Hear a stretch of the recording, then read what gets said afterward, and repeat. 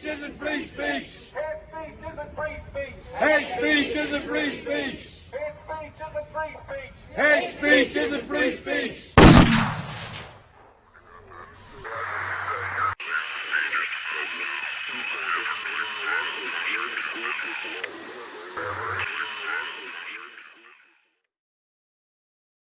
A number of years ago, I developed a fascination with the story of Socrates. A man of intellect and curiosity, Socrates developed a style of questioning famous for ridiculing beliefs and humiliating believers. In his time, he was admired by those who shared a similar thirst for knowledge, and despised by those whose orthodoxy he dismantled through a series of stinging questions. Eventually, Socrates and his curiosity would become problem enough for the elites of ancient Greece to conspire against him in an effort to preserve their status. Charges of impiety and corrupting the youth would be brought against him, and with those charges came a choice: leave Athens in exile, or drink to death a cup of poison. In the end, Socrates chose to die a martyr for free inquiry. I begin by telling this story because I find it profound, and I want to speculate on why Socrates chose to end his life before moving on to the main subject of this video. It is my belief that Socrates saw little difference in being silenced by exile or silenced by poison. I think he viewed either option as the end of his intellectual journey, indeed, his reason for living.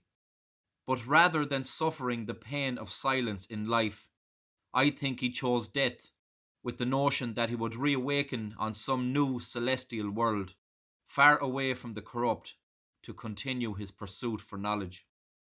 Much like Socrates, who preferred death over silence, I have learned since the so-called pandemic of 2020, which represents a kind of ground zero for me, that my sanity is heavily reliant upon my right to express myself. Indeed, to prevent me from describing the world as I see it, or as I would like it to be, is to sentence me to a life of madness.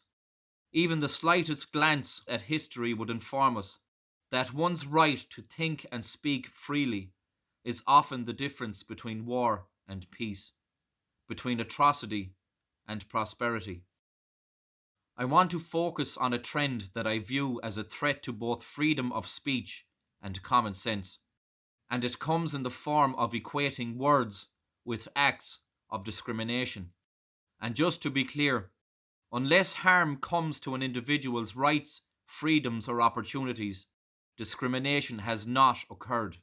Hurt feelings is not a sufficient reason to claim discrimination. This widespread and now prevalent belief that uttering certain words constitutes real and significant harm is the mark of a country that has steadily descended towards ignorance and stupidity, and it is serving to empower those in politics who tend towards authoritarianism. One such word with enough mystical power to bring about the apocalypse is the word nigger. Often referred to as the N-word, if an individual who happens to be white utters this word in close proximity to a person who happens to be black, the sound waves which may elicit an emotional reaction, producing hurt feelings, is somehow evidence of racial discrimination. Conversely, if this magical word is uttered by a person who happens to be black, it's just freedom of speech.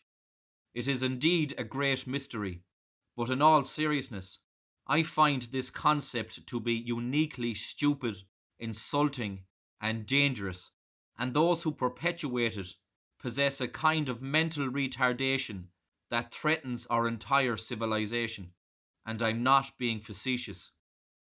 As a person who endured 716 days of state-sponsored discrimination during the so-called pandemic, I know exactly what I'm talking about, and I can tell you with great confidence that being called a granny killer or an anti-vaxxer did not harm my rights, freedoms, or opportunities. It was the government legislation that declared I was to be treated as a second-class citizen for declining to be a slave. So you'll have to forgive me if I fail to offer you pity, because you lack the maturity to hear a hurty word. Well, what is a Negro? That's the first thing. It's not something that I named me. And I don't understand why you black folks are upset over the word nigger. You can never be a nigger. You named your autobiography.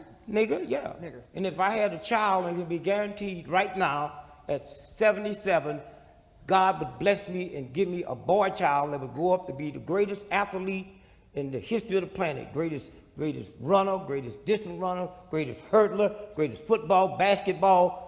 I'd name him nigger, so y'all have to sit in the radio and say, and nigger cuts to the left. And that nigger, and you better not say that nigger, because his name ain't that nigger, his nigger is nigger. And then all at once, the O.J. Simpson trial came through, and millions of people believe he did it, but he beat it because the way Mark Furman used the word nigger. So someone other than us decided it's going to be switched to the N-word, and black folk went along with it. You think my Jewish brothers and sisters be stupid enough because some Germans was upset over Hitler, they changed the word swastika to the S and concentration camp to the C word? If you ask Jews all over the world, what did Jesse Jackson say to make you mad? He said, Town, not the H word. And that's what I love about if I had to be born over again, I want to be Irish. Why? Because they didn't call Irish nigger, they called them drunken fighting Irish. Okay, and what they did, they took the word drunken off and carried fighting Irish to Notre Dame. I am reminded of a hurling match that took place a few months back, where Wexford player Lee Chin was called a Chinaman by a spectator.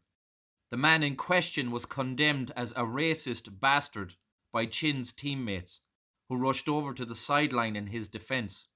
Again, I fail to see where an act of racism took place, or how Chin's rights, freedoms or opportunities were harmed by being called a Chinaman.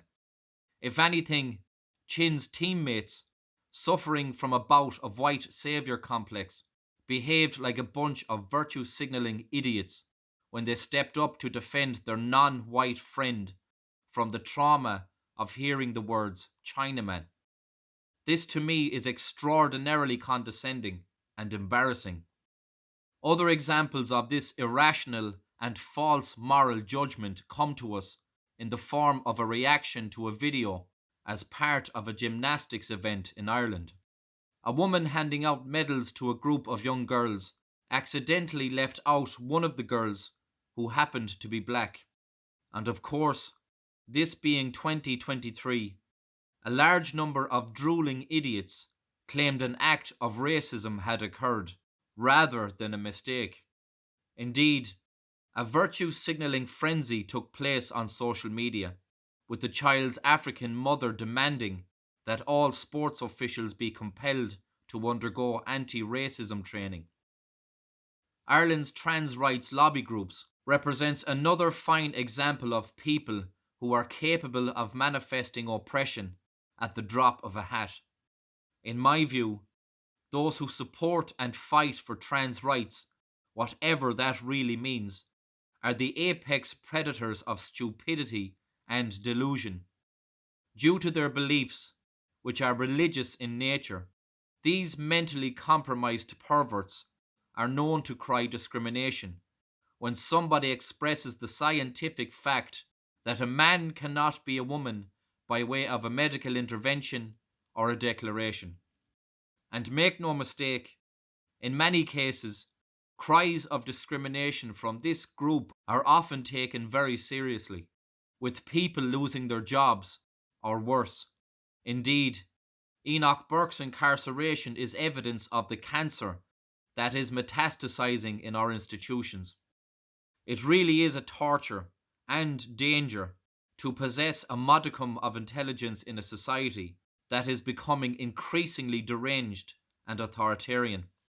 At this stage, I will play a video that was created by Villiers School in Limerick, showing an interaction between two young students.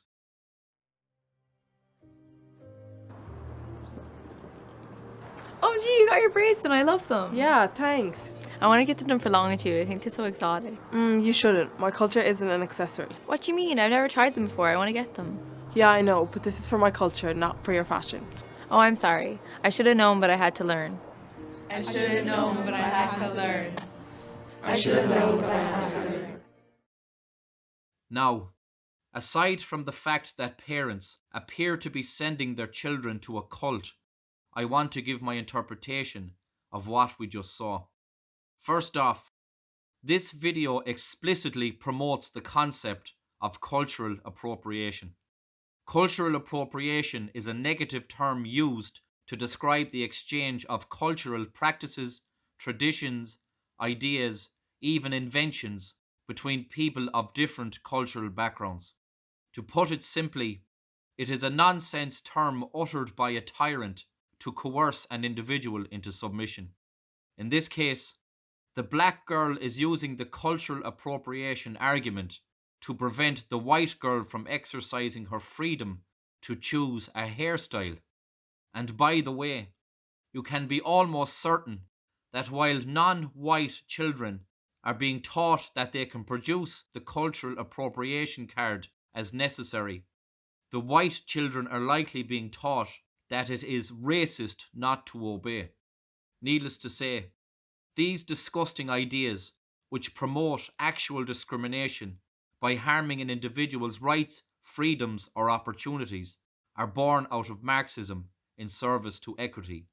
And unfortunately, due to a sufficiently ignorant population, this kind of brainwashing has been allowed to go relatively unchallenged in schools. In closing, I wish to say the following. I am one who subscribes to the old expression, "Sticks and stones may break my bones, but words will never hurt me." It is a simple and effective rhyme often taught to children in an effort to promote mental and emotional resilience. In fact, we may start teaching this rhyme and its meaning to adults at this stage. But to put it simply, an insult, no matter how foul and repugnant you may find it, is exactly that, an insult. The sole purpose of an insult is to cause offense. That's it. That's all.